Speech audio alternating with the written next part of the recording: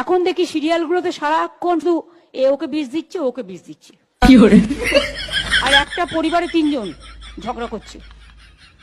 একটা real character তো দুটো ঝগড়ুটে ক্যারেক্টার, আর বাজে বাজে জিনিসগুলো শেখাচ্ছে।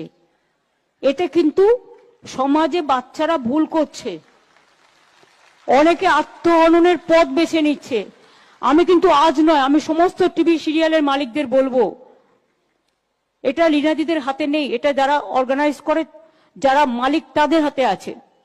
দয়া করে দেখুন, খারাপ কিছু শেখাতে যাবেন না। আর সিরিয়াল বাড়াতে হবে বলে রোজ গুন্ডামি বাড়ান ভালো জিনিস দিয়ে। কত ভালো জিনিস আছে, কত ইনোভেটিভ জিনিস আছে। তা না করে কি করবে, ওকে বন্দুক গুলি চালাচ্ছে, ওকে ছুরি মারছে। আর এগুলো দেখতে যেই আমি দেখি না, আমি বন্ধ